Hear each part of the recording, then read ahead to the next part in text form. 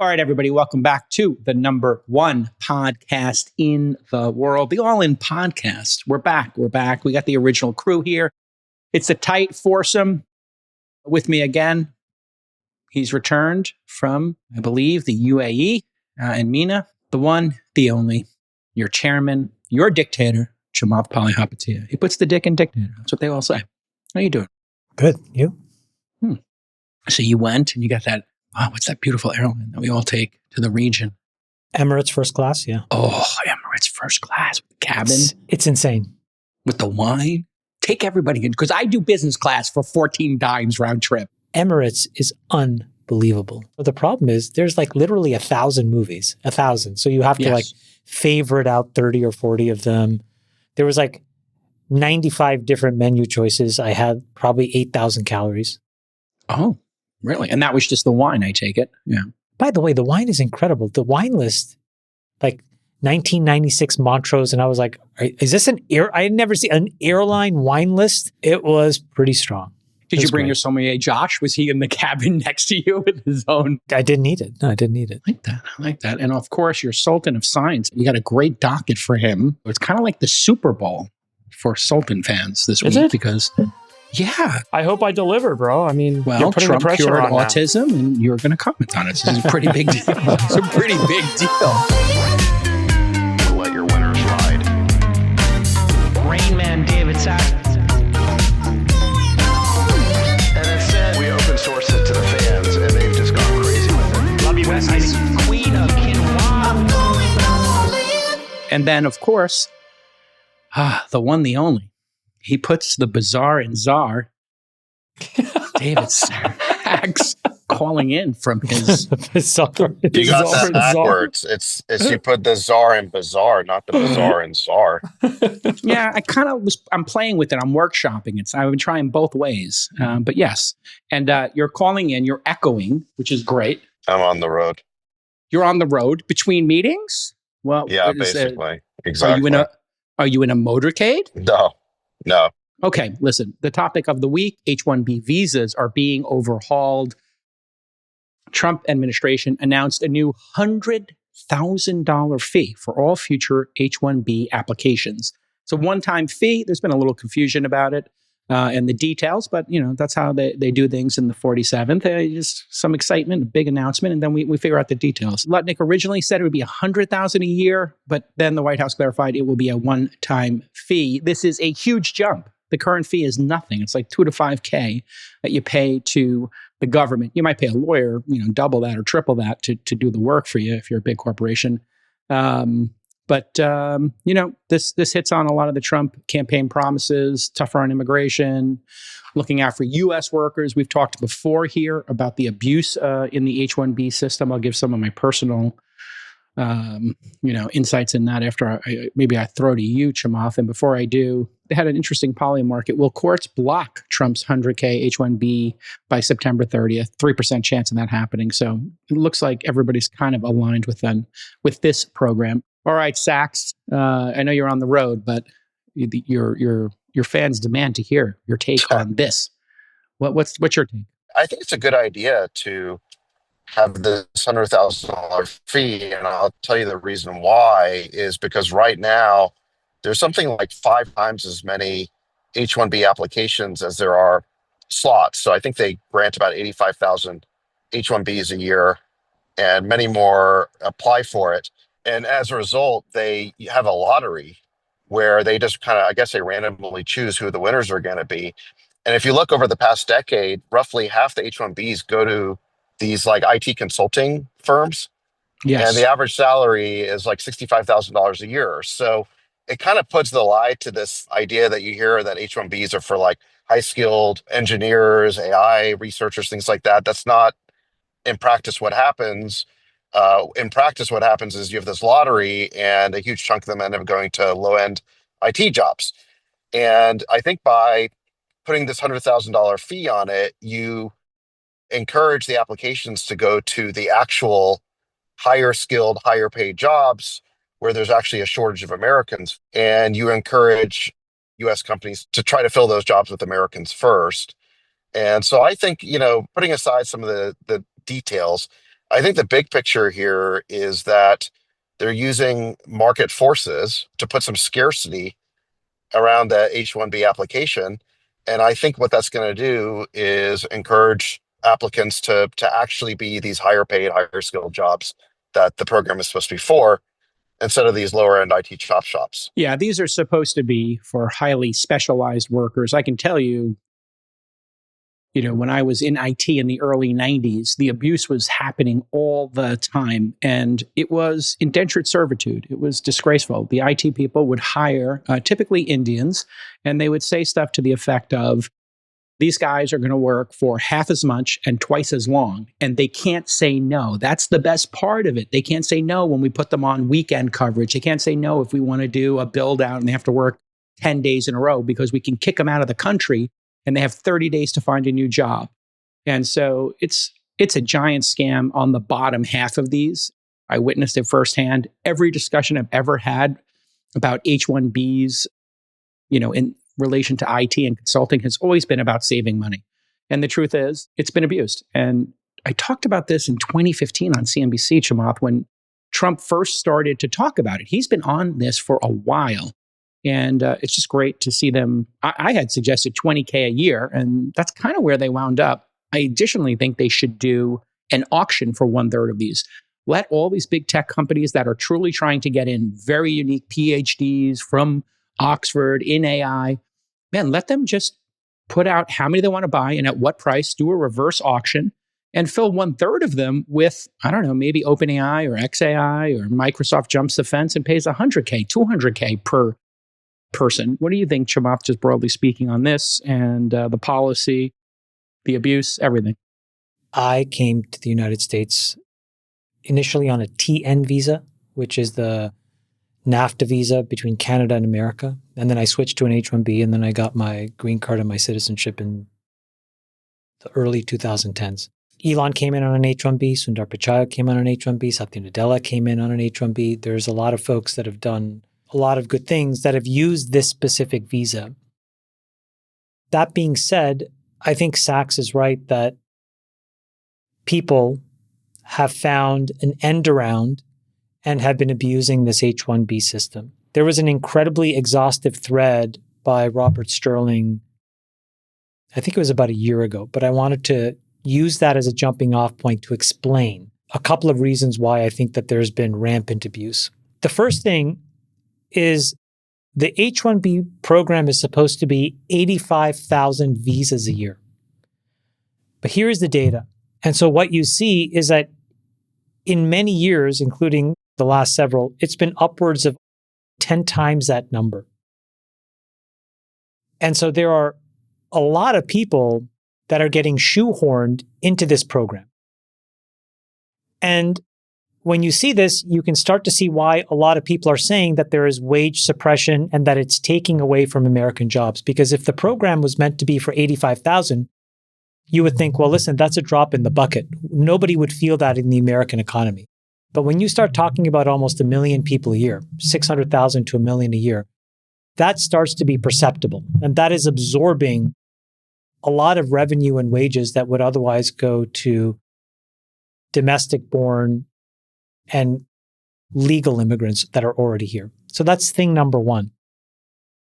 Thing number two is there was a myth that these H-1Bs were these extremely highly skilled people. And what Robert found out in the data is that actually, no, it's not really that case. And so I think the average salary, I just want to get this exactly right, it's slightly under $120,000. Now, if you started to tell me that these were the best in class PhDs in all of these whiz-bang industries where the companies are raising billions and billions of dollars, you guys already know that this salary would not pass the smell test. Most executive assistants at tech startups make more than $119,000 a year. So the idea that some qualified grad is making this should already sort of set off alarm bells that maybe where there's smoke, there's fire. So that's the second thing. So number one, we've been over allocating by 5 to 10x. Number two, these salaries aren't these incredible salaries that you think of, which tends to mean that there is the potential, as Jason, you said, in some form of indentured servitude and wage suppression. That's not good. And then the third thing is you would ask the question, well, who gets these things? And it turns out, as Sachs said, a large plurality of these visas don't actually go to American companies that are looking to hire talent to make this American business do better. These are foreign companies that are arbitraging labor and bringing people in. So crazy. Cognizant is not an American business. Tata? Infosys is not an American business. Tata, Wipro. It's not to say that that in and of itself is wrong, but you need to find the right visa class to do this under. Yeah, they're hacking it. And so when you put all of this together, I think the sort of broad takeaway is from where this started and what it was intended to do, we've deviated pretty wildly. And I think that this is a very important reset. Now, the last comment I want to make is about the people that say, hold on, we are going to cut our nose off to spite our face. And it's going to stop an inflow of incredible talent. And what I would just remind people is that it is really important to remember that when you are in the United States for a master's or PhD, you already get an automatic visa. It's called OPT. So you have multiple years when you graduate from a useful degree program in the United States to find a job. I have several of these folks that work for me at 8090. These are incredible grads from Carnegie Mellon. They are off the charts smart. But because they did a master's or a PhD, they come with a couple of years, and you can oftentimes extend that. And that will give us a very good amount of time to figure out how exceptional they are. And then, quite honestly, I would gladly pay the $100,000 to get these guys on an H-1B program.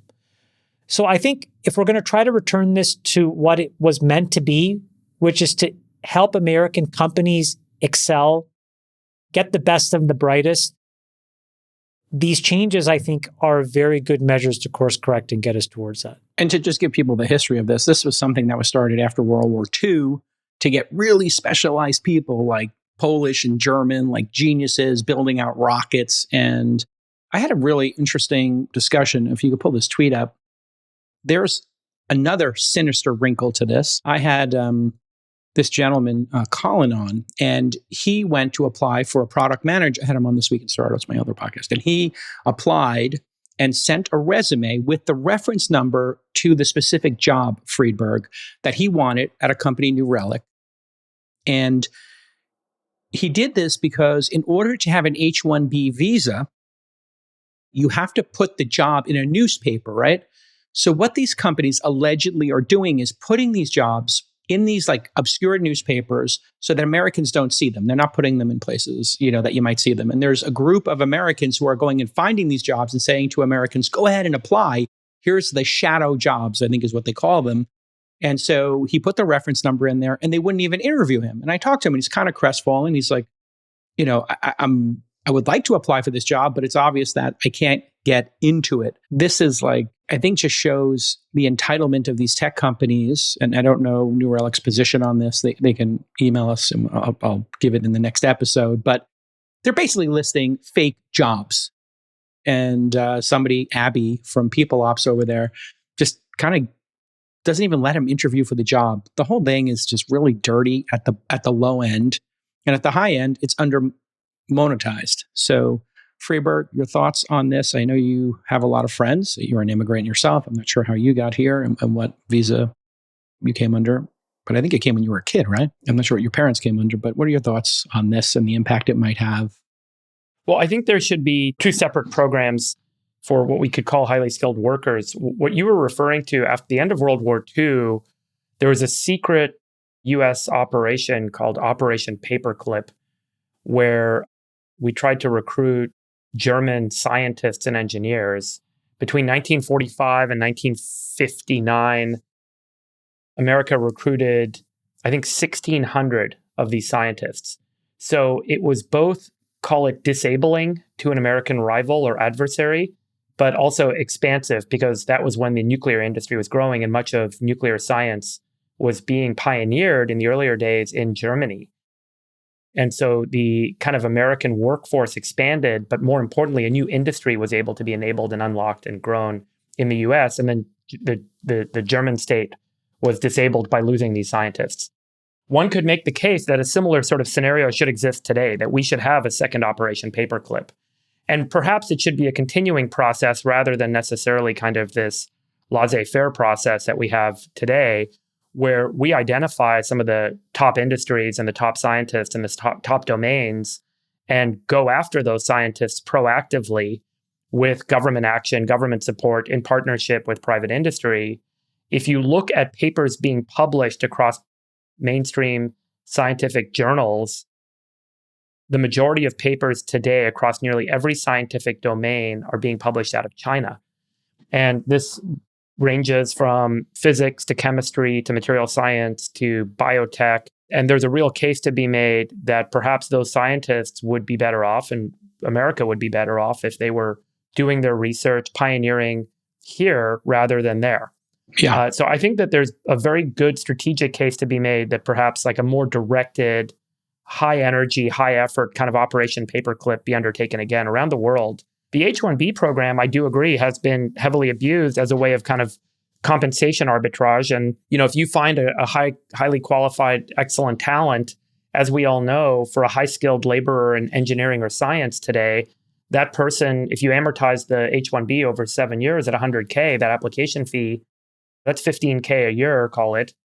That certainly seems worth it for the right sort of talent. And it forces the question about, can this person be found in the United States or not? The alternative would be to force a higher salary range such that you as a company are now basically being forced to pay a higher salary, which means you have to justify that this person is worth it to bring them in from ex-US, and you can't find the talent locally.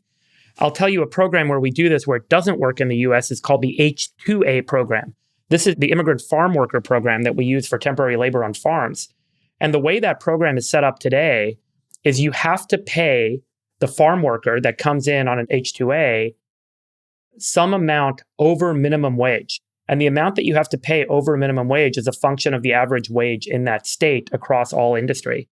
In the case of Florida, they're paying $5 to $10 over minimum wage for farm workers, and they cannot get any Americans to work on the farm. And they're being forced to pay $5 to $10 overage. And by the way, these farmers and these farm businesses are being heavily subsidized by the government. One way to think about the ridiculousness of what's going on is the US taxpayer is paying a premium salary to foreign workers. What we should be doing is enabling, when there's no workers available in the US, we should be enabling a free flow of labor, but only in the case where there's no workers available in the US. But there is a downside to that model, as we're now seeing in the ag industry. Farmers are losing money across the board, and they're having to pay a premium for foreign workers to come and work on the farm, and they can't get US workers. There's two sides to the sword on this, is my point. But I do think this Operation Paperclip notion should be taken on as a separate kind of strategic mandate. Absolutely, yeah. And that was a lot of the Jewish scientists had already fled Germany. My understanding, Paperclip was for the Nazis, the former Nazi scientists. That's right. And they were working on some pretty dark and cutting edge stuff in chemical and biological. It just wasn't rockets, right? Well, it was everything. It was everything. Remember, at this era, we were just developing quantum theory, and quantum theory led to nuclear science, which led to the development of the atomic bomb. So, yeah, I think Operation Paperclip was pretty far reaching. But today, as an American, do you really want all of the cutting edge research in material science, in physics, in chemistry, et cetera, to accrue to China? Or should we be thoughtful about it's intellectual talent that's making these breakthroughs? It's not necessarily institutional capacity.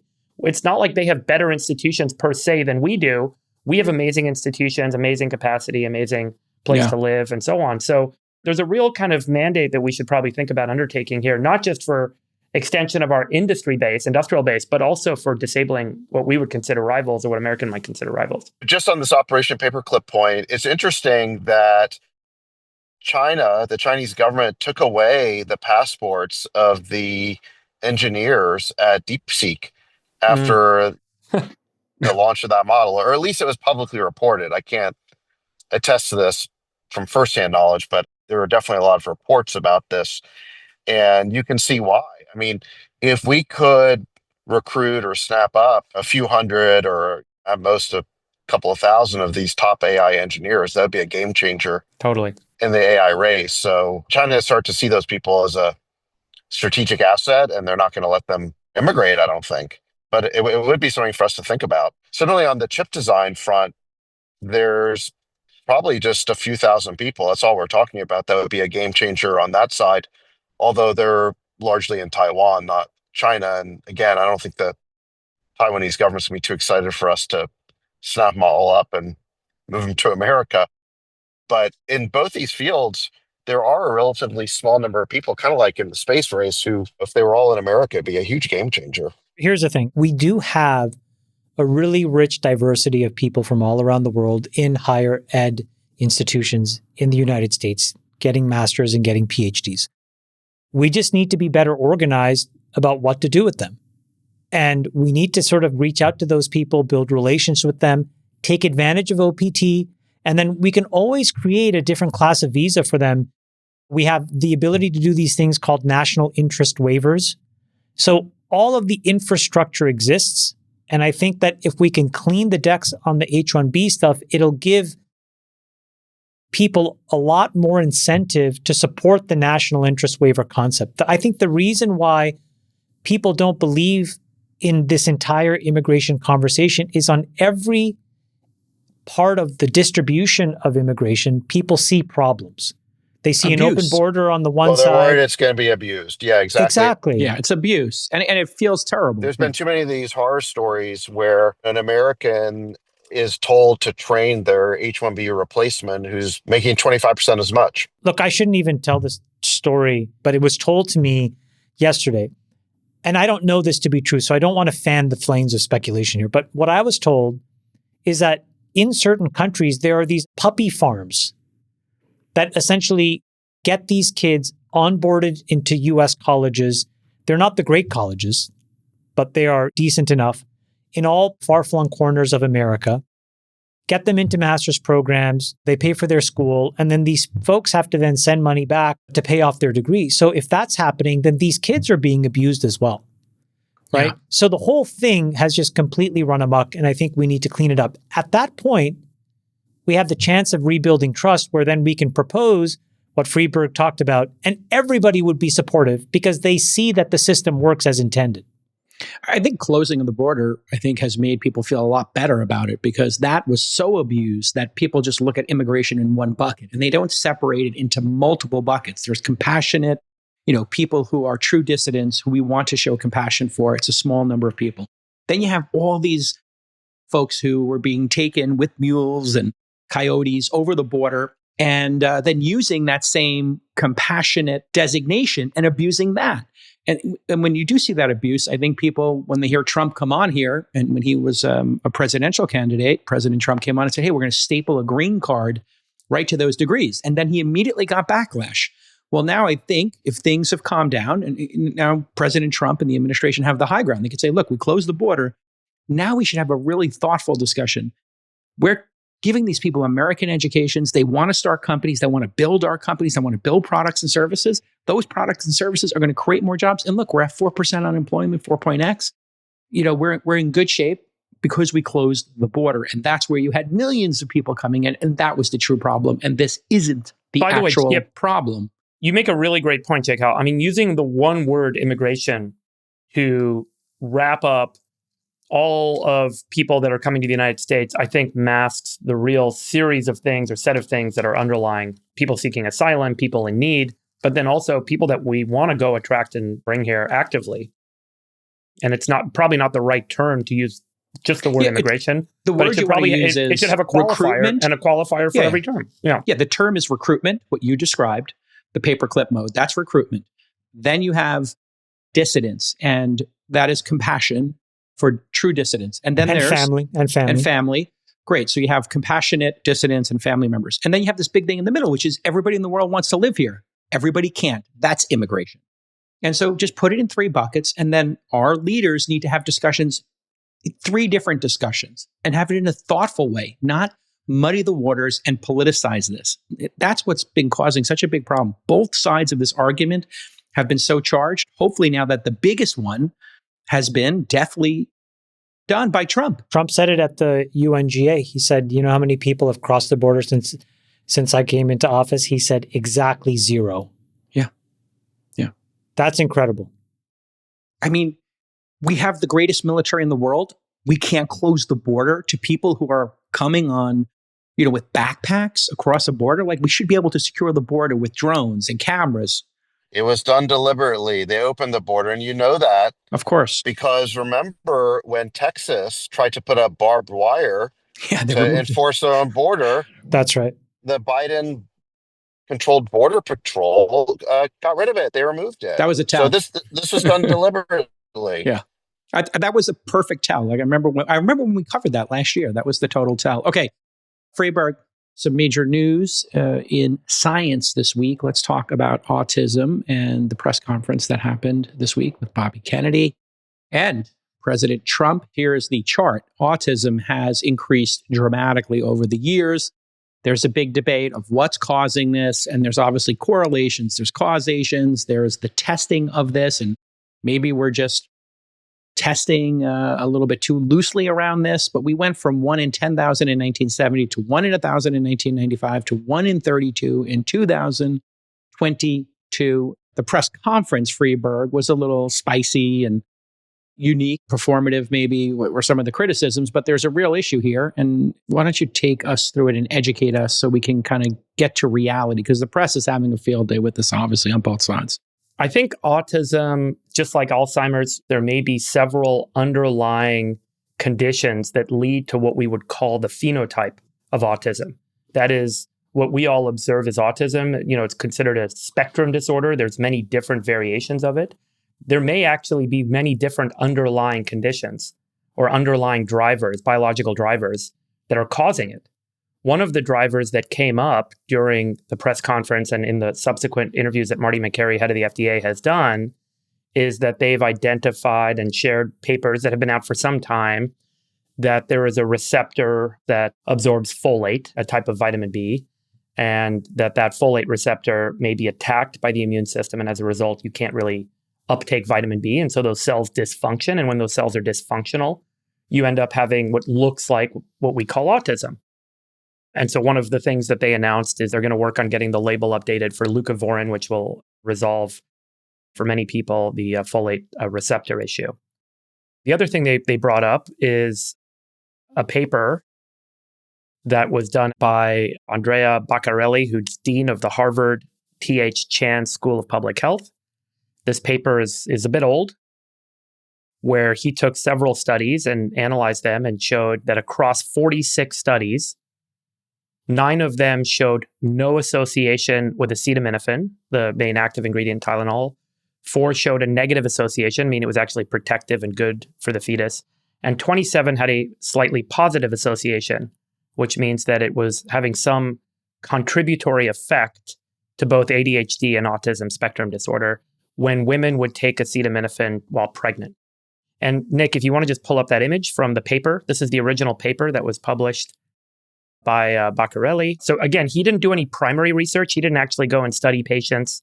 He took the data from 46 other studies, and then he added it all together to run this kind of macro analysis. And you can see here that he showed some risk. There's no specific way to quantify that risk, but there's some increased risk of having attention deficit hyperactivity or autism as a result of taking acetaminophen while pregnant.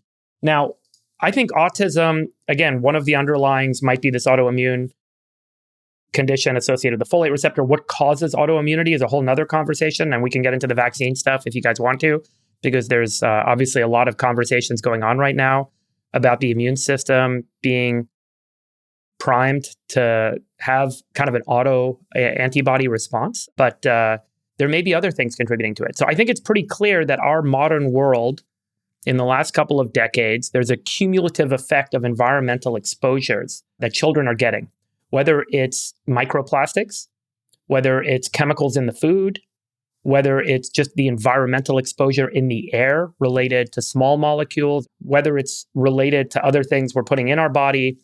Every one of these things, the way to think about it is maybe if it has a positive effect, it might increase your chance of autism by 0.05%. And then another thing might increase your chance by 0.07%, and so on and so forth. And so when you add up all the things in our environment, there may be a cumulative effect that has a result in different underlying conditions in our body that may result in what looks like things that we call autism. And so none of these are very specific. There's one shot and one path and one specific thing. And I think that's very important. Yeah, let me just ask two clarifying questions, really lightning round for you, Freeberg. Number one, for the audience, how is autism diagnosed in these studies? Is there a blood test, a genetic test, or is it just a bunch of questions? I know the answer, but I wanted you to clarify it for everybody. And then how does the geographical differences in autism, just like we saw with trans kids, there's many in certain cities and none in others. So maybe you could talk a little bit about those two issues, which I think many people have been talking about. So I don't think that there's one specific diagnostic test for autism as if it was one disease. Again, these are phenotypes, these are behaviors that are being measured that people call autism spectrum disorder. And so the diagnostic criteria falls under a set of screening and behavioral tests that go on. And one of the things that there's a survey, there's an observation, and there's a bunch of things. Is it like a score? Is it a score? Yeah, so there's a scoring system, exactly. And so then there's different levels. What did you and Zach score? Yeah, where are you guys? Because we could bet. Hold on, before you tell us, Chamath and I are going to bet on it. I'm going to say that Zach beats Freeberg by 16 points. Make it over under. Over under? I think these guys are.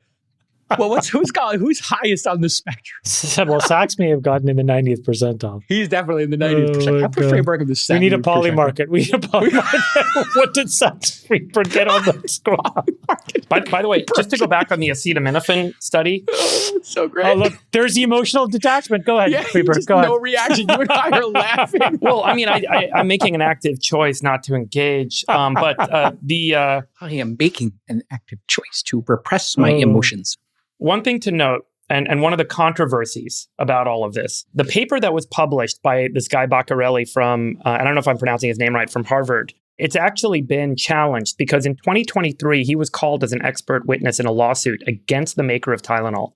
And in that lawsuit, the judge threw out his testimony as unreliable because he was being paid $150,000 to give the expert testimony to work on the case.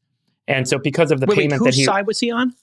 So this is the guy who published the paper that linked, that showed an increase on the expert testimony. Was he pro Tylenol or anti? Anti-Tylenol. So he was an expert witness for the lawyers that were filing the claim against Tylenol. I will say in the last couple of days since this press conference, he has publicly said that we are not yet certain or sure about the link. And I want to remind everyone that this association study indicates an increased risk. But that doesn't mean that if you take Tylenol, your child is going to have autism. That doesn't mean that there's a determinism here. There is a statistical chance that there is a slight increase, and the more acetaminophen you take, the more the chance. And that's what the paper showed. Let me take the other side of this. Here's what we know. We know for sure that there is this potential autoimmune issue that you, as the mother, can express as an antibody. There's an antibody test for it. We also know that the child can be tested for it.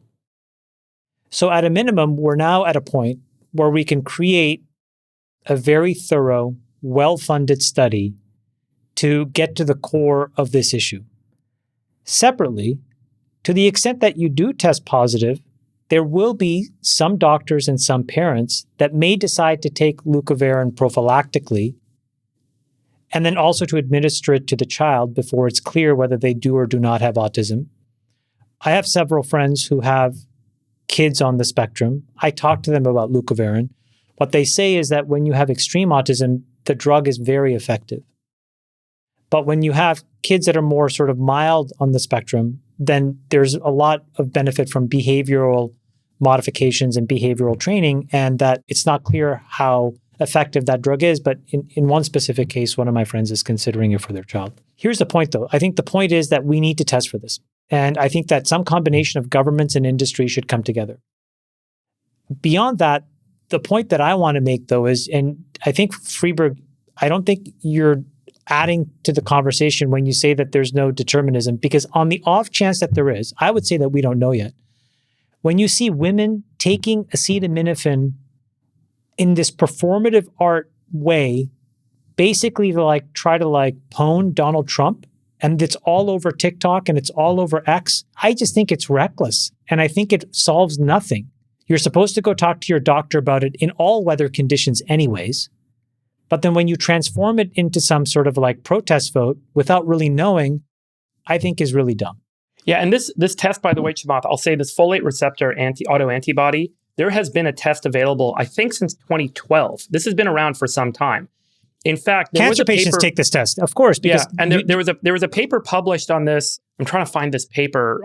I'm not sure how much follow-up there's been. This was a SUNY paper where these guys went and found folks that were scored very high on the autism spectrum disorder diagnostic test, and they found a high prevalence. Over 70% had this folate receptor autoantibody. This was one paper, so I don't want to give it like a ton of credence. There's a lot of follow-up that's happened since then, and I'm not an expert in this space, but I did kind of do some research on what the history is of this. And so this is a very well-known kind of correlative effect, and it could be a very big contributor. But obviously, like, no one should feel like, hey, if I don't have autoantibodies, then my kid is fine. That doesn't necessarily mean the case. Again, there may be several paths to autism. And the thing about acetaminophen, just like, hey, have a drink or smoke a cigarette, the more you do, the higher the risk. This is the case with anything we put in our body. And I think that's the point about like what they've identified in the paper that was published regarding acetaminophen.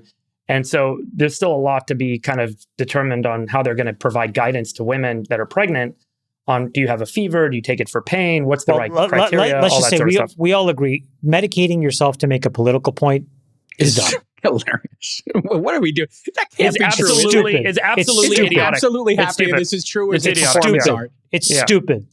Yeah. I think for his next trick, President Trump should warn people not to snort rat poison. Yes. Also not a good idea. Somebody was tweeting, next President Trump's going to recommend not using toasters while you're in the bathtub. Yeah. Just to see what people do. My fellow Americans, in light of recent studies, I wanted to warn against the use of toasters in your bathtub or your shower. Don't do it. Don't put the toaster in the bathtub. People are going to do it if he tells them not to. Exactly. I mean, I have such an inappropriate joke right now. I'm not going to say it. Let's take Friedberg's math. When I saw that, and you think maybe there's a 0.05% chance. Well, guess what? If you stack that up and it actually turns out to be true across the thousands of women that then performatively did this idiotically, you could actually have an extra kid or two with autism that didn't need to have it. What is going on in America? Well, look, I think there were a lot of people who instantly had a snarky reaction because it was Trump and Bobby Kennedy making these claims about Tylenol, and the media played into that. And look, I don't know what the truth of it is, but there are... Even Tylenol tells you to not take it. They say call your doctor. Yeah, exactly. There are... How stupid are these people? There are plenty of articles establishing this risk. There's a paper from Johns Hopkins from 2019 called Taking Tylenol During Pregnancy Associated with Elevated Risk for Autism and ADHD. Pull this up. This is to your point. This is CNN's coverage on when these acetaminophen studies came out historically. And you can see that when it was announced at the Trump conference yesterday, they said Trump links autism to acetaminophen use during pregnancy, despite decades of evidence it's safe. And then if you read back, so this is 2017, 2016, acetaminophen during pregnancy may increase risk of hyperactivity. Studies link acetaminophen in pregnancy to ADHD. When Trump says it, take the negative angle. In the headline, in the headline, they dismiss it. But every other time they've taken the paper and they've published a news article on the paper itself. I just couldn't believe this. All this like CNN. Yeah. They ignore all their previous reporting on the subject. I mean, that's what's kind of crazy about it. The supercut was hilarious. Check out this is the supercut of Trump saying Tylenol. It was hilarious. Don't take Tylenol. Don't take it. With Tylenol, don't take it. Don't take it. Don't use Tylenol. Don't take Tylenol. Don't take Tylenol. Fight like hell not to take it. I think you shouldn't take it. It's just hilarious how he presents information. Just don't take Tylenol. Don't take Tylenol. Great week for Motrin, though. So I heard sales are up for Well, them. no, because it's also been established for a very long time. You don't take ibuprofen, aspirin. Yeah, you Those definitely two don't things take are ibuprofen. even worse. Yeah, ibuprofen is terrible if you're pregnant. So Do wait a not minute. take- Why? high risk. Is it specifically that this one mechanism of action was completely inoculated, and every other mechanism of action for things like pain relief and headaches are known to be pretty bad for women and babies? Come on, guys. Yeah. Freeberg, explain to us the disparity in different regions of the world and autism. Would you think that's the surveys and maybe people in the United States are a little more? Again, I'm not an expert in this stuff, Yeah. Jake Hal. I can opine on kind of what I've read and I've done some studying, but think about my level of knowledge being in the range of hours compared to years, which, but I would I'm say a complete expert on this because I've watched all seasons of Love on the Spectrum. And I love that show. Yeah. Have you seen that, Shabbat, Love on the Spectrum? What is it? Oh, watch it with Nat. She'll love it. It's great. I do agree with the general notion that we have a cumulative effect. Like many studies that are done, by the way, are very organized around short duration, high exposure when it relates to novel molecules in the environment and how we're exposed to them. Yeah. The cumulative long-term effect of these things, as we learned recently with respect to like the amount of microplastics and the endocrine disrupting nature of microplastics, where they can actually bind to specific receptors and as a result block the expression or binding of other proteins, which can have a systemic kind of effect on you. We didn't realize that until recently after we've been making plastics for 70 years. And then we didn't realize these plastics were breaking down and cumulatively kind of, growing in our environment, in our water supply, as in a our result, balls, in our food, in our balls, in our brains, in our hearts. And so what are these molecules doing as they accumulate in our body? And that now needs to be studied and understood. And then we have this big, challenging industrial question of what do we do about it? But that's true for nearly every novel molecule we've developed over the past 100 years on Earth. Some of them, by the way, we could make the case, we can show deterministically, they break down, they don't persist, they're fine. And then some of them, we could say like, look, there's a cumulative effect. As more of these molecules enter our body and some of them stay in our body, they over time increase the probability of things like DNA breaks resulting in cancer, or things like endocrine disruption resulting in metabolic effects, or things like we might be seeing now with folate receptor autoantibody presentations that drive autism spectrum disorder. So I think that there's a lot to be said, generally speaking, about the cumulative effect about a lot of the stuff we put in our environment. And as much as I could disagree with things that Bobby Kennedy might say, I can tell you asking these questions is critically important. As scientists, we have to constantly interrogate, and this cannot be just a political point. I'm not going to sit here and say I agree with the statements that might be made by the president when he says never take acetaminophen. I think it's a little more nuanced than that, frankly. But I do think that the idea that we should be asking the questions and interrogating for answers is very, very important. And I think that's an important takeaway, because if you talk to people who have been impacted by this and people in the community, the reaction was, we're glad we're getting a lot of attention. Yeah, that was some weird press conference on the margins, but we're glad that this is a focus now.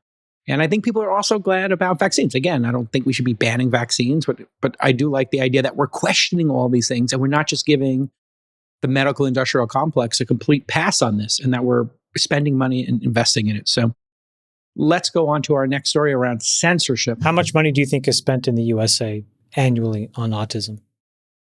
Gosh. Do you think it's enough to fund a longitudinal trial? Yeah, I mean, I don't have the data to know. And then I guess you would, on a societal basis, you would be thinking, is there a better use of capital, right? But we're a rich country. We have the ability to fund some of the stuff. And there's private companies who probably would fund this too. Right? I bet you we're wasting money in all kinds of random places where finding a few $1 billion to run this trial is a good thing. Yeah, that totally makes sense. All right, we've got a lot of news in the censorship space. So this is This Week in Censorship. So much to talk about. First story up, Jimmy Kimmel is back on the air. Earlier this week, Disney announced that ABC would resume airing Kimmel's show. And I think that was Tuesday night. Disney explained why they suspended Kimmel last week: to avoid further inflaming a tense situation at an emotional moment for our country. And they call Kimmel's comments ill-timed and thus insensitive. He came back and had a massive amount of reach. But Nexstar and Sinclair's affiliates, they decided to not air it, and that was 60% of the market. So interesting, Polymarket had Jimmy Kimmel canceled by September 30th. It was nearly 80% after Kimmel was suspended last week, but that's plummeted to 1% since then. It was quite emotional. I'm guessing everybody watched it, and I did not watch it. Oh, you didn't watch it? Okay, well, we'll play a clip here. It was I felt you should watch what he said. And yeah, it was incredibly heartfelt and deft in terms of its execution. It was sincere.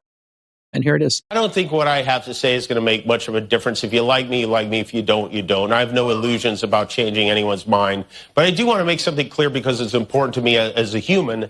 And that is, you understand that it was never my intention to make light of the murder of a young man.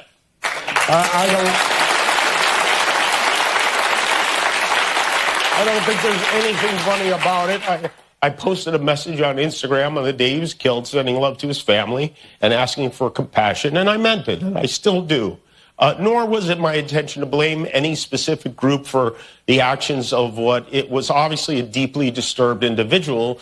That was really the opposite of the point I was trying to make, but I understand that to some that felt either ill-timed or unclear, or maybe both. And for those who think I did point a finger, I get why you're upset. If the situation was reversed, there's a good chance I'd have felt the same way. I have many friends and family members on the other side who I love and remain close to, even though we don't agree on politics at all. I don't think the murderer who shot Charlie Kirk represents anyone. This was a sick person who believed violence was a solution, and it isn't. Ever. Yeah, and he references later in this apology of sorts. I think it was pretty clear he was apologizing his own faith, his Christianity, and just how beautiful it was that the widow of Charlie Kirk had forgiven the shooter.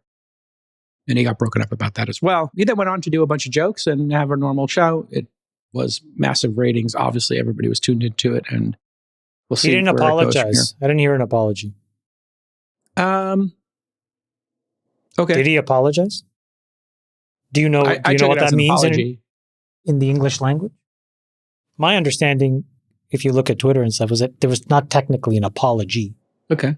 He didn't apologize and he didn't say what he had done wrong. I guess what he said is that I didn't mean to make light of it wasn't my the situation. Intent. Yeah, it wasn't my intent. Yeah. It wasn't his intent. It was an explanation more than an apology? Okay.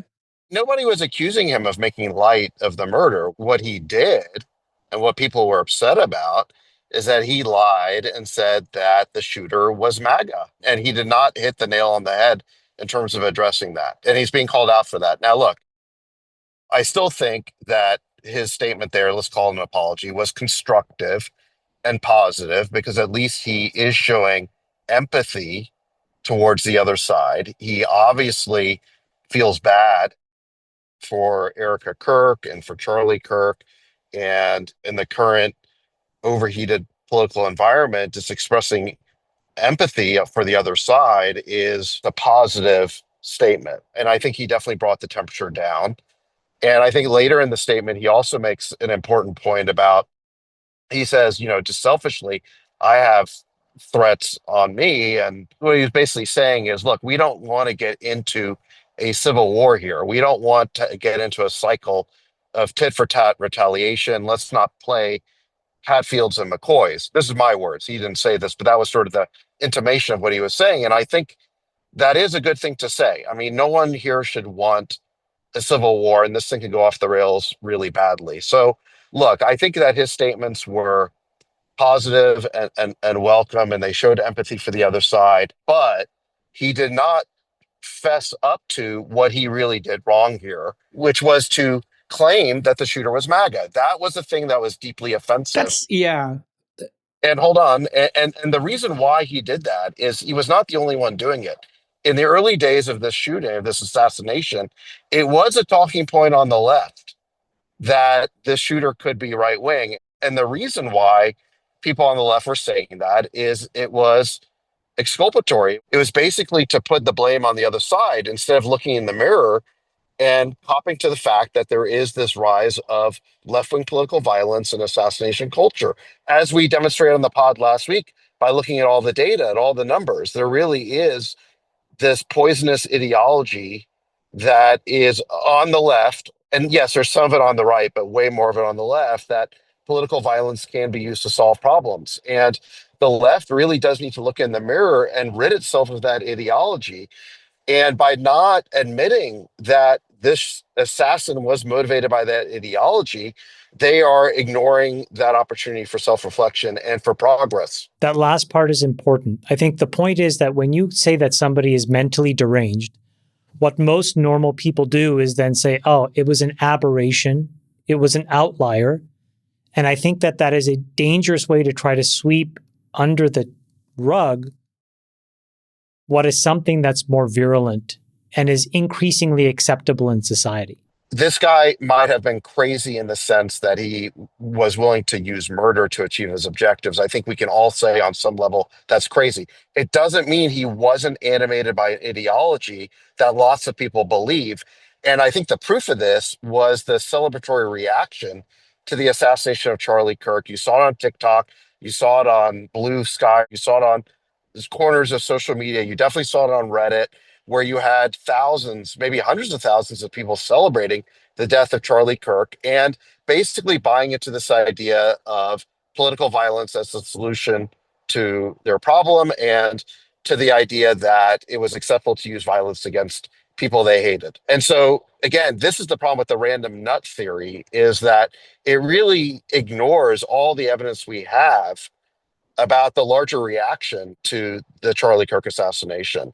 And this is a thing that the left really doesn't want to confront. It does not want to look in the mirror here and say that we have a problem on the left with this assassination culture. And we talked about this last week. And if you look at polling, they just did polling around this, and there's still millions of people on the left who believe that the shooter was MAGA. And Jimmy Kimmel helped foster that belief with this disinformation that he put out there. And he really should have hit the nail on the head in terms of saying that he got that wrong, that it was wrong to say that. And he could have been a little bit clearer about that. I'm not dismissing the positive things he said, because I do think it was good for him to show that. I mean, I'm going to give him credit for getting emotional. I know a lot of people on the right think that it wasn't sincere. I think that it probably was sincere. I'm going to give him credit for that. I think his comments were constructive, but he did not apologize for the thing he actually did wrong. And in fact, he just replaced that original lie with a new form of left-wing spin, which was the random nut theory. And I think, let me stop there. But the point is that really we need to come to grips with the fact that there is this toxic political ideology now that's mostly on the left that does need to be confronted. I'm going to go ahead and say, we should clean up a little bit here, or I'm going to clean up. He should have, I think, made it clear that this wasn't a MAGA person, but I'm just going to repeat the quote. We hit some new lows over the weekend with the MAGA gang desperately trying to characterize this kid who murdered Charlie Kirk as anything other than one of them and doing everything they can to score political points from it. Now, he should have said that turned out not to be true. It was actually a liberal. And I think it was not that he said the guy was MAGA. He said people were speculating he was MAGA. That actually was true. So just to be clear here, he never said the person was MAGA. Wait, who was speculating? The MAGA people were never speculating. When it happened, Charlie Kirk's fans, his loved ones, his coworkers weren't speculating about this. It was people on the left, people on the left, of which Jimmy Kimmel was one, were trying to plant the story that this assassin could be MAGA. Well, I mean, this is the problem. Deliberately. Hold on, that was done deliberately as disinformation to take the blame off of the political ideology. Yeah, I don't think anybody. No. And the culture of political assassination that's been rising on the left. Okay, so over that weekend, there was definitive speculation that this might be a Groyper, one of Nick Fuentes' fans. There was also significant speculation, and this is why people shouldn't speculate in a breaking news environment, because you'll frequently get it wrong. And people had gotten it wrong because they assumed that this individual was MAGA because his parents were. And then when it turned out it wasn't true, that's when the record got corrected. But this was one of these instances where people actually were speculating and they were wrong. And that's why you should always wait in a breaking news environment. Well, you're using a lot of passive tense in order to avoid who said what. How so? You said there was a lot of speculation. No, Yeah, there I'm was an talking about effort. social media speculation. There was an effort to create a narrative, a false narrative, that somehow MAGA was to blame for this. And Jimmy Kimmel was one of the leading people who did that. We covered last week the rundown, the timeline of what was known at the time that Jimmy Kimmel said that. And Megyn Kelly did an excellent job summarizing everything we knew. We knew what was written on the bullet casings. We knew what the parents had said. We knew what the friends had said. Megan's tweet on this is very exhaustive. So you're acting like there was a legitimate basis for Jimmy to say what he said, and there wasn't. And I don't know why you're covering for him right now. No, I'm not covering for anybody. I'm clarifying a factual error. He did not say the person was MAGA. He said there was speculation that weekend, which that weekend there was speculation that this was a Groyper and that the family was MAGA. And I'm just on social media, everybody was speculating about this. And I think the problem here is that we're saying that the left wants to assassinate people. The left has assassination culture. I know many people on the left. I don't know anybody. I haven't talked to a single person on the left who is in favor of what happened or in any way supports it. And it's quite the opposite. Every single person I know on the left, every single person, who is a high profile person on the left, with the exception of maybe one or two really dark people, they have all said that this is horrible and tragic, and there is no place in civil society for violence. So I'm trying to actually balance this down and say, this wasn't the left. This is not the left strategy. The strategy does not want to murder people. That is absolutely false. And the left is not pro assassination culture. All the leadership on the left. You certainly changed your tune, because last week we showed you plenty of data showing that there was 3 times as many people on the left who are celebrating or endorsing political violence. You didn't object to that then. You didn't show me data on the opposite. You're just saying that no one well, I'm glad that no one is celebrating political murder. I'm happy to hear that. And the only leader I saw was Ilhan Omar, who was just saying, like, Charlie Kirk's got a terrible legacy, et cetera, like inappropriate comments there, obviously, but every other person uniformly condemned this. Now, I know there's tons of surveys out there, and I think if we're going to talk about political violence, the right also has a political violence problem, and that they need to do. We saw on January 6th, MAGA and all of these people beat police officers and destroy the Capitol. That is also political violence. It's not an assassination. It's obviously distinctly different, but they were beating cops, okay? And the price they paid for that was they were all given pardons for beating police officers, okay? So there needs to be better leadership from the Democrats and the right on this. And everybody needs to calm this down and say, this is not acceptable. Whether you're beating cops up on January 6th, assassinating somebody, threatening people that they have to fight, this is all terrible. Everybody has to calm everything down. And that's an example I'm trying to make here on this program, is to have productive dialogue, even though we disagree about things. Every person I know who's on the left, every person I know absolutely believes this is abhorrent and they would never condone it. Period, full stop. And every leader, with the exception of like 1 or 2 people who I don't understand why they would ever criticize, a Christian who was murdered in cold blood. I'm sorry, that's totally unacceptable.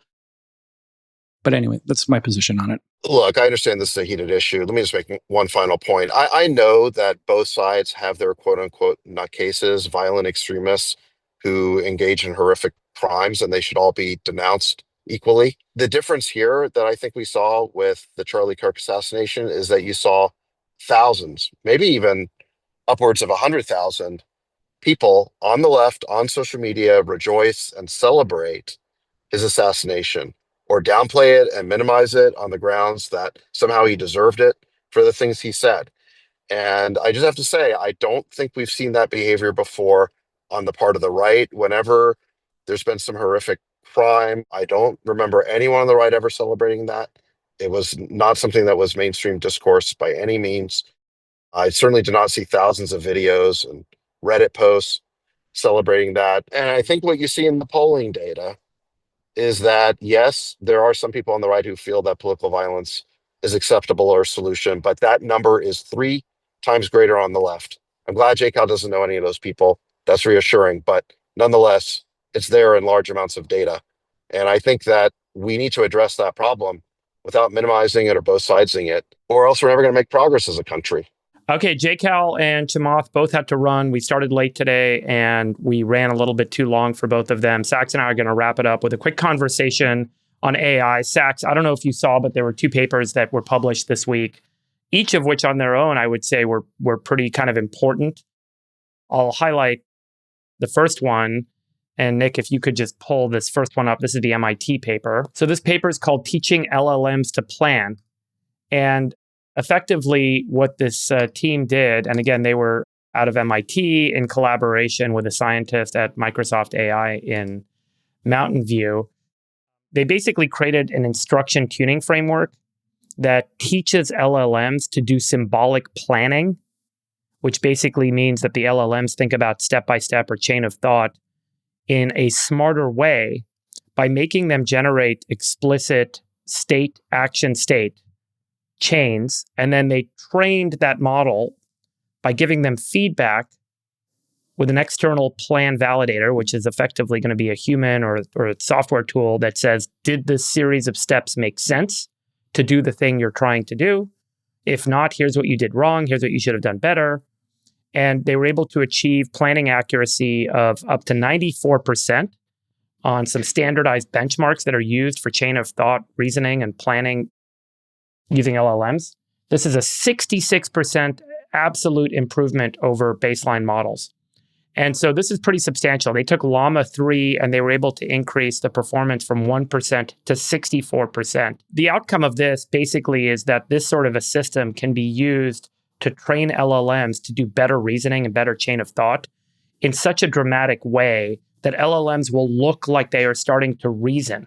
And so by training them effectively on the steps in planning on how to reason, the LLMs get better at looking like they're doing reasoning using this kind of symbolic planning method that they then built a tuning framework around. That sounded a little bit complicated, but I think ultimately what it translates to is they figured out a method to get AI to act in a more reasoned way in developing step-by-step plans and execute against those plans. And the results and the benchmarks are incredible. So this was a big breakthrough, I would say, this week, Sax. I don't know if you spent any time looking at this paper from MIT or talked to your team about it. I haven't seen it, but what exactly is the symbolic framework they're talking about? Exactly, what exactly is that? I mean, I understand chain of thought, but what is it that improves the accuracy? There's an old language called PDDL, or Planning Domain Definition Language. PDDL is kind of an attempt to standardize AI planning languages. So it's been around for a long time. I think it's been around since like the late 90s. And it's effectively a series of symbols that define planning. What they were then doing is basically using PDDL to try and set a series of steps that the LLM would use to reason and get to an answer on doing a task or running an action. And then they tuned the PDDL using this tuning framework that they developed, giving it feedback. And then they also fed it good plans and bad plans and said, this is a good plan, this is a bad plan. And so overall, the LLM was then run in such a way that it actually had a better set of steps that it would use to solve a particular problem. And so this can then lead to all of the underlying machinery of an LLM being better utilized to solve a bigger problem, to solve kind of a chain of thought or to solve some reasoning problem that requires several steps or planning. I think it was a very good breakthrough. The benchmark data that they shared was pretty impressive, and it's getting quite a bit of attention this week. That was one, I think, really interesting paper that came out this week. The other one, and Nick, maybe you can pull this one up. So this one's really impressive, Sax. This comes from a team in Germany. This paper was published in the journal Nature Computational Science. These folks took a GPU, and for each token, typically you'll have the entire key value chain transferred from high bandwidth memory to cache memory. So this means that you're moving a lot of data between one type of memory and another type of memory. And what they were able to do is they were actually able to reduce the physical memory size that's needed to run the attention window. As a result, the energy and the total token cost to run inference went down significantly. I'm trying to simplify this down as best I can, but what matters is the end data that they provided. Their architecture led to a speed up of 7,000x compared to the NVIDIA Jetson Nano, 300x compared with NVIDIA RTX 4090, and then 100x compared to the NVIDIA H100.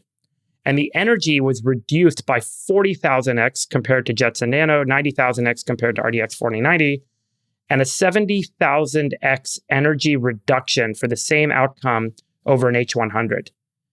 So I think that this mechanism, if it scales, this new kind of technique can have a pretty dramatic effect on the energy consumption needed to run AI. And importantly, because you need far less memory, you can actually move a lot of AI inference to the edge of the network, meaning you could put, for example, a very high-powered LLM model that could be run in a robot or in a piece of equipment or in a computer or on your phone that historically you'd need to run in a data center because you needed a very high-powered GPU chip stack. And so this architecture, I think, could be one of these big architectural breakthroughs. We've spoken with Sergey Brin and Eric Schmidt and Sundar and Demis about the big architectural breakthroughs that are coming in AI that could ultimately lead to many orders of magnitude reduction in the energy cost needed to run inference and to run AI models. Again, if this scales, then all of our assumptions about the data center, about the energy, can start to kind of be thought about under this new kind of architectural framework, which might actually result in much, much lower need states. We'll see. But it was a really, I think, important paper, and folks are going to look at this paper and say, this could be a pivot point in how we think about the energy and infrastructure needs to support AI. I don't know if you and your team have reviewed it, but it's definitely worth spending some time on. Yeah, look, I think the writing was on the wall that models are going to get smaller and smaller and more efficient to the point where they can run on the edge on local devices. I mean, that was one of the implications of DeepSeek. But if you look more recently at, I think, the launch of Llama 4, their smallest model, I think it's called Scout, runs on a single GPU. Right. So I think we're going to have a whole range of smart devices that will have a single GPU running a pretty decent AI model. And I mean, obviously your phone will have one too, probably a much better one.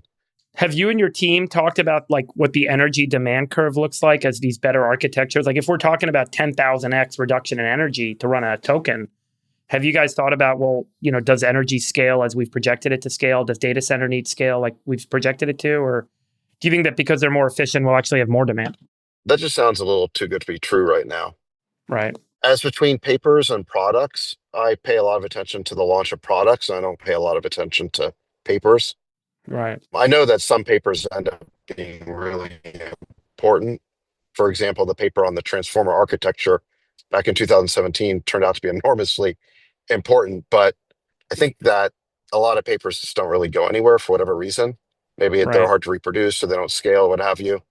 So I just don't really pay that much attention to the academic literature. I do pay a lot of attention to product launches. And when someone launches something revolutionary, then it immediately gets everyone's attention because you don't have to speculate about whether a proof of concept is going to be possible or not. You actually see it. I guess what I'm saying is that the proof of the pudding is in the eating. Right.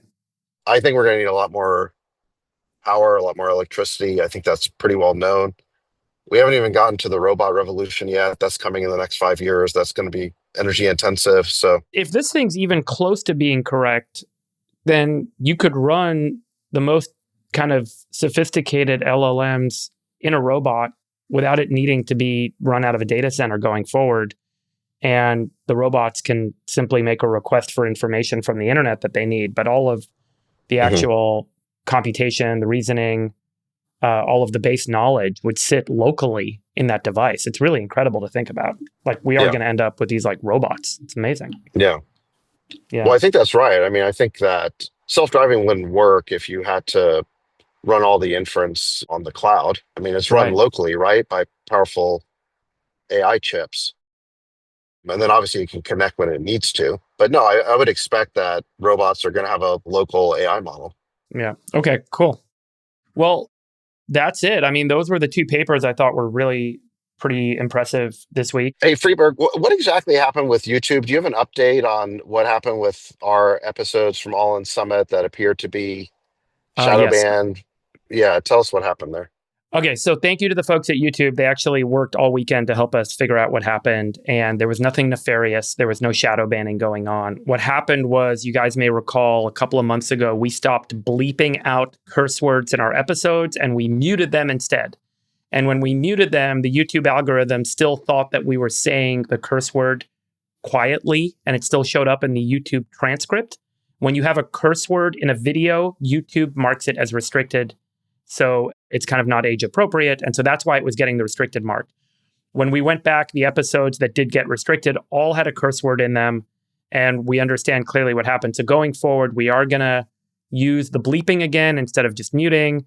It was very benign, not nefarious. YouTube did a great job supporting us. We went back and fixed all the old episodes. So they're all out of restricted mode. And we started reposting all of our summit videos again. So yeah, I mean, Conspiracy Corner is closed on that one. Well, hold on. Do creators know about this? That if you have F-bombs in your show, that you go onto restricted mode? You know, that's a great question. And we were talking to the YouTube product team about this. There's no easy way for YouTube creators to see that a video has been tagged as restricted. And so they need to fix that. They're going to fix that, they told us. And so I think we should all kind of continue to hold them to that, because it's important that creators don't know why. One of the questions we had for them, which we thought was a theory, was if people report your video, does it automatically go into restricted mode? And the answer is no. So the reporting triggers a review separately, but the restricted mode algorithm is distinct. But when it comes to this like restricted mode being triggered, you don't know that it happened. You don't get a notice. You're not aware of it. And they need to address that, obviously. They need to have like a dashboard that shows you any kind of restriction on your videos and a reason code for why. That's right. And specific timestamps, because their engineers were able to pull it up for us, look at the timestamps, point us to them, and we could see what happened. That should be apparent. Like, they should present that to the creators. They know why they got restricted. I think part of the argument was like, well, restricted mode in YouTube isn't a big deal. It turns out it is a big deal. We saw it in our traffic. We had big drop off because a lot of network administrators, so the people that run the Wi-Fi at Starbucks or on your public bus and subway or in your, office, they have a network setting that's called safe mode. And safe mode was originally designed to block porn or other not safe for work content at work, but it also triggers the restricted mode being blocked on YouTube. And so if you're in one of those public networks and you're trying to access YouTube and you're in a restricted video, you lose that entire audience. So it turns out, I think it actually is a bigger deal than folks realize, that videos are getting tagged as restricted mode. At least I think it is. And they should do a better job kind of surfacing things. And then people should be able to go back in, creators, and correct any issues that might be causing that to be restricted. Yeah. But I don't feel like the policy itself was bad. I think there was an algorithm problem where their software didn't pick up that we had muted bad words. And it was more apparent previously when we bleeped them. So we're going to go back to bleeping until they fix it. And was there any weaponized reporting of content, or we just don't think that was a thing? No, we know that to not be true. We checked that. I checked that at the high level, and the answer is no. And I think we feel very good about that. There's no mechanism either that if people do blast reporting or they try and, as we used to joke, brigadoon you, it doesn't actually trigger anything. So got it. And speaking of YouTube, there was a really important report out this week where I think we kind of knew this, but YouTube acknowledged that during the Biden administration, I think this was like roughly 2019 to 2022, that time frame, that they censored, I think, something like 1 million videos at the behest of the Biden administration. I guess that would have started in 2021. And they admitted that they were pressured by the administration. Zuckerberg had said the same thing about Meta, and the Twitter files informed us about the same thing, but now YouTube has finally acknowledged that. And there's a big release on that. I'll tell you my view on this. I think that the censorship that happened during that era is very important to have happened, because it has brought a light to it in a way that now there's a hypersensitivity to it not happening again. And I actually think that that's very good. So the fact that it happened has now created a real sense that going forward, the policy limits, the boundaries are now more clear than they ever were. It's not just about the Trump admin, which I think a lot of mainstream media tries to make it about, but it really is about the importance of free speech and censorship and who decides what's objective truth or not. I mean, going back to all of the COVID era discussions, not allowing people to have discussions clearly is a problem. And speaking of this topic, I don't know if you saw this, but there is this kind of hate speech bill that passed out of the Assembly and the Senate in California that's now on Gavin Newsom's desk to sign, which basically would fine social networks that allow content to show up on their social network that the state of California deems to be hate speech. And so whatever language or terms the state of California calls hate speech, and you could see how this could become a very slippery slope very fast, they can now fine a social media company millions of dollars, which in and of itself could actually propagate a whole new censorship regime where people that are using certain terms that in that era are considered bad terms or hate speech terms, they're afraid that they don't want to get fined tens of millions of dollars. So they block all that content. And I do think that if this gets signed by Governor Newsom, it could trigger a whole new kind of censorship battle in the months and years ahead. We'll see. Well, I think that's exactly right. I think the bill you're referring to is SB 771, and it is an EU-style suppression of quote-unquote hate speech on social networks. The problem is that there is no definition of hate speech. That's not a category that exists. It's just whatever the people in power say it is. That's right. And so there is no constitutional exception for hate speech under the First Amendment. They reference in the bill, the California bill, because I read it, civil rights statutes, which speak to certain types of discrimination, certain types of hate speech. But to your point, those words are not defined. And so what ends up happening is you could say, well, using that word is discriminatory to this group in some way, or using that word is hateful because it offends another group. And suddenly you start to blur the line between what the average person might call hate speech and what perhaps some people in an administrative body are calling hate speech. And suddenly it becomes more like, hey, is this really a civil rights violation or is it just offensive content? And it's a very slippery slope that offensive content suddenly can get wrapped up and be called hate speech. And then the government starts to tell us all what we are and aren't allowed to say. And we're obviously seeing the repercussions of that in the UK right now, where the police are knocking down doors to arrest people for putting stuff on Twitter. The direction I thought you were going in a minute ago was that it sounded like you were saying that it's good that we've learned all these lessons from this COVID period where YouTube and Meta. And then I changed my mind. And I think that's exactly right. I don't see any evidence that I'd say, especially the political left, has learned its lesson. You got Gavin Newsom now trying to ban hate speech in California. By the way, he also signed that bill, was it like a year ago, banning parody. Remember that? Parody videos? I do remember that. Yeah. Political AI. It was like political AI videos. Yeah. Because it was in the wake of a humorous fake advertisement for Kamala Harris. Then you've got these folks who on the left are already saying that Sinclair and Nextel need to be punished for not putting Jimmy Kimmel back on the air. So in other words, the same people who were saying a week ago that the Trump administration jawboned ABC Disney, that was fascism, but if they jawbone Nextel and Sinclair, that's democracy. I mean, it's completely hypocritical. I'm not convinced anyone's learned a lesson from this. And just to be clear, I don't think Jimmy Kimmel should be taken off the air or censored or whatever. I'm pretty sure that his show is not going to be back next year because it's got such low ratings. I don't think there's really a need to censor him. It is true that there is a public interest requirement for using public spectrum, but nobody seems to agree anymore on what's in the public interest. So I completely agree with what you said last time. We just got to auction off that spectrum.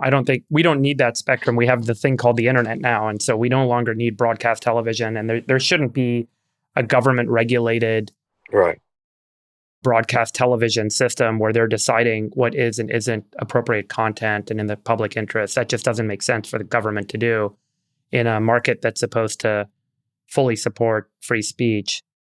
Yes. And I agree. I think the Jimmy Kimmel issue should be up to the people that are spending their money to put Jimmy Kimmel on the air, and they can decide what they want to do with, if no one watches it, they'll take him off. And if people watch it, they'll keep him on. That's their decision. We shouldn't, I don't think that it makes sense to quote cancel or ban someone for saying something that's offensive.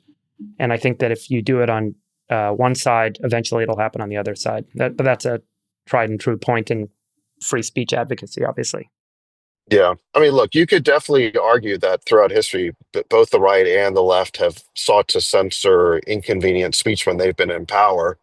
But again, I just think this is one of those issues where just because both sides have done it throughout history doesn't mean that in the present day, one side isn't a lot more guilty of it than the other.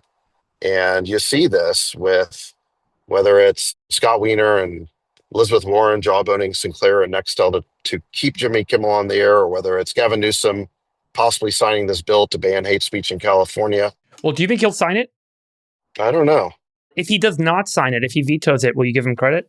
Yeah, for sure. That would be a good sign. Yeah. Like when he vetoed that AI bill, I thought that was fantastic. And I give him a lot of credit for that. Yeah. I think he's not a completely unreasonable person. There's points when he realizes things have crossed the line. Yeah. Which, by the way, is scary because then I think about who's the next governor. These things pass out of the Senate and the Assembly, and he's the only thing standing in the way. It's scary. Gavin Newsom isn't even the craziest person on the left. I think we can all agree on that. Yeah. I'm not a fan, but there are way crazier people. But let's see. I suspect he will sign it because I think the left very much likes this sort of thing. You see it in Europe. You saw it in the Twitter files. See it in these acknowledgments that YouTube has just made. You see it in what Zuckerberg told Rogan about the censorship that Meta was pressured to do. I think there is a clamoring on the part of the left to silence speech that they don't agree with. And they do call it hate speech. It's speech they hate.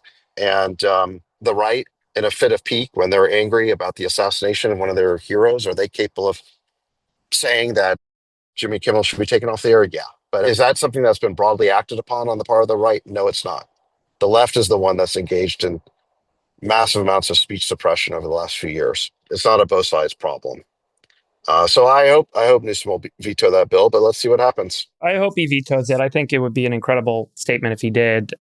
But if he doesn't, I could see why this creates effectively a free option for him, for the Democrats, for whoever's in charge with administering California statute, giving themselves basically a free option on whether or not to enforce it and how to enforce it. It creates a mechanism. And I just don't like that mechanism existing, obviously, but I could see how a system in power can find this to be a good mechanism for maintaining power and influence, or at least influence over speech. I think Newsom's going to have to sign it into law because that's what his base wants. And he intends on running for president in a few years. And it's not just the California base, it's the overall base of the Democrat Party. I don't think he's going to want to risk alienating them. And even if he harbors some qualms, which I'm not sure he does, he probably realizes he's got the Supreme Court to back him up in the sense that they're probably going to find this unconstitutional. They're going to throw it out, but he can still send a message to the left that he's with them, that he wants to suppress conservative speech just like they do. So I suspect he'll sign it. Well, we'll see. All right. Thanks, everyone. Sachs, have a good drive wherever you're going. Thank you guys for joining us. Sorry we lost our other besties. This has been your favorite podcast, the All In Podcast. I am your closing host, Dave Friedberg, joined by David Sachs. Goodbye to Chamath Palihapitiya and J. Cal. We'll miss you guys. Bye-bye. We'll let your winners ride. Rain Man David Sachs. And instead, we open source it to the fans, and they've just gone crazy with it. Love you, Bestie. Queen of Quinoa.